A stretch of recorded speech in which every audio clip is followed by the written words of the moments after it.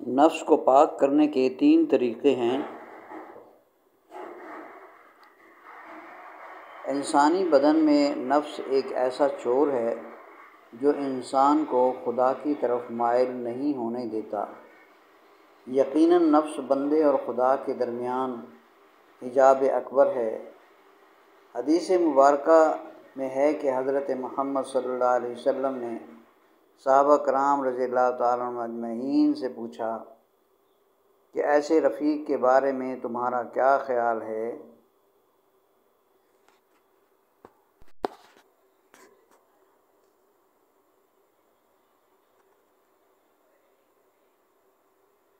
جس کا حال یہ ہو کہ اگر اس کی عزت و اکرام کرو، اسے کھانا کھلاؤ، کپڑے پہناؤ تو وہ تمہیں بلا اور مصیبت میں ڈال دے، اور اگر تم اس کی تذلیل کرو، بھوکا رکھو تو تمہارے ساتھ وہ بھلائی کرے۔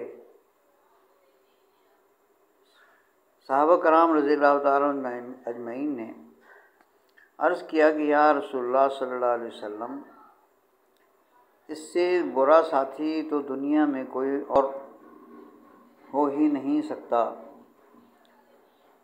آپ صلی اللہ علیہ وآلہ وسلم نے فرمایا، قسم ہے اس ذات کی جس کے قبضہ قدرت میں میری جان ہے، کہ نفس جو تمہارے پہلو میں ہے وہ ایسا ہی ساتھی ہے۔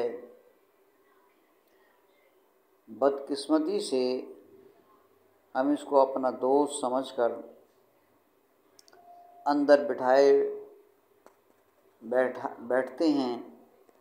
ظاہری طور پر تو ہم پاک رہتے ہیں، نمازیں پڑھ رہے ہیں، لیکن باطن کی کچھ خبر تک نہیں۔ اندر کی دنیا کو تباہی کی طرف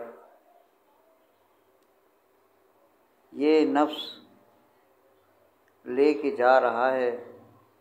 حضرت بایزید بسطامی رحمۃ اللہ علیہ اپنے احوال کا بیان کرتے ہوئے فرماتے ہیں کہ میں اپنے نفس کے بارے میں 12 سال تک غافل رہا۔ دیکھیے، اس کا مطلب یہ نہیں کہ وہ 12 سال تک غفلت میں رہے اور عبادت نہیں کی۔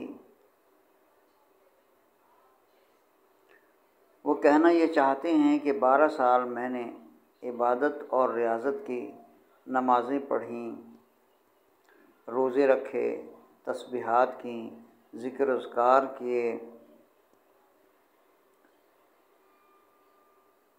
اس سفر کے 12 سال عبادت کی، لیکن غفلت یہ ہوئی کہ میں عبادتوں میں مصروف رہا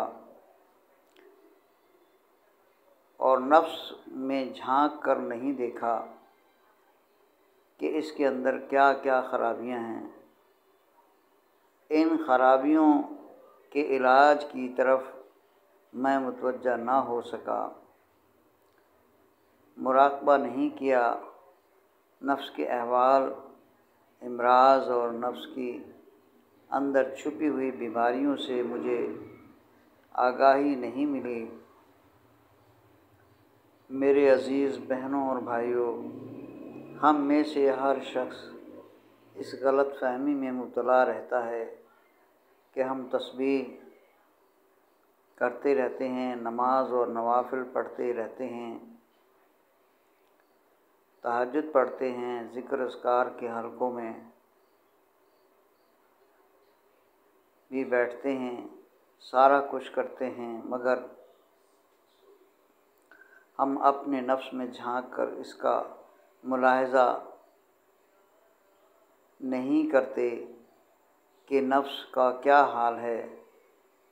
ہم نے سمجھ لیا ہے کہ نوافل زیادہ پڑھنے، تسبیح کرنے، ذکر اذکار کرنے سے بس یہی تصوف روحانیت اور ولایت حاصل کرنے کے ذرائع ہیں۔ میرے عزیز دوستو، بہنوں، بھائیوں، نماز، روزہ، عبادت، ذکر، اذکار سے ثواب یقیناً ضرور ملتا ہے، اور اللہ تعالیٰ اس کے عمل کو ضائع نہیں ہونے دیتے، اس کا پورا ثواب ملتا ہے۔ حضرت بایزید بسطامی رحمۃ اللہ علیہ اس بات کی نشاندہی کر رہے ہیں کہ میں نے 12 سال عبادت کی مگر نفس کے بارے میں غافل رہا۔ اس عبادت کے باوجود نتیجہ یہ نکلا کہ ثواب تو ملتا رہا مگر میں روحانی ترقی نہ کر سکا۔ جیسے ایک بیل کو آپ کسی جگہ باندھ دیں، جیسا کہ گاؤں دیہاتوں میں پہلے زمانے میں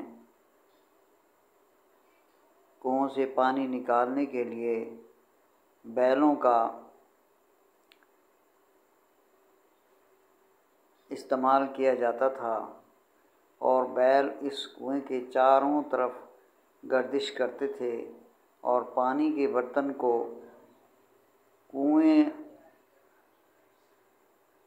سے پانی نکالتے تھے اور اپنی ضرورت پوری کرتے تھے۔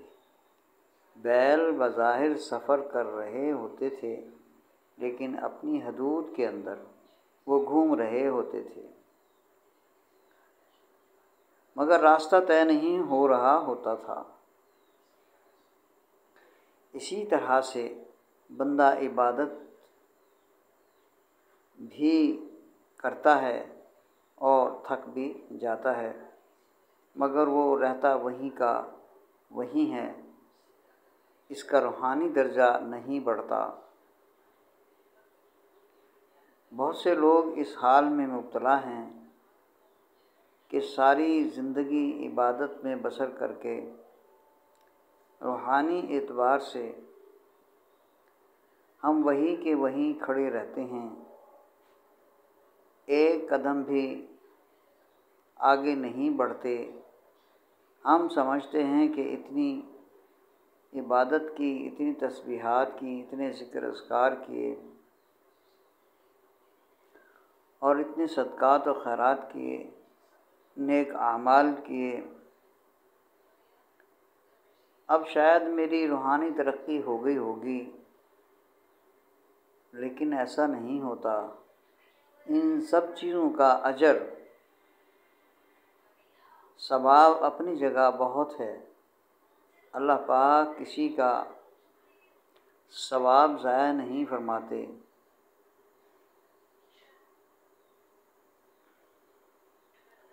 مگر اس کا روحانی درجہ وہی رہا۔ اللہ تعالیٰ کی معرفت، طریقت اور روحانیت کی راہوں میں وہ جو پہلے دن تھا اسی طرح رہا۔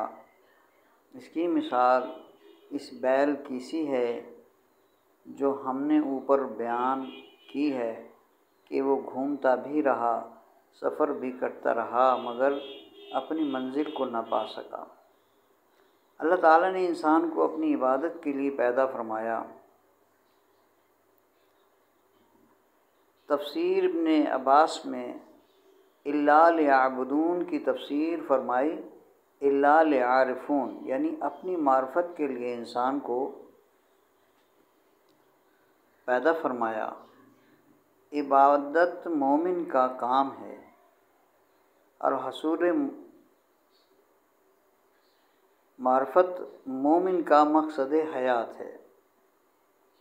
معرفت کا سفر عبادت کے ساتھ نفس میں غور و فکر سے شروع ہوتا ہے۔ خلوت میں بیٹھ کر اللہ تعالیٰ کی طرف متوجہ ہوتا ہے اور نفس کی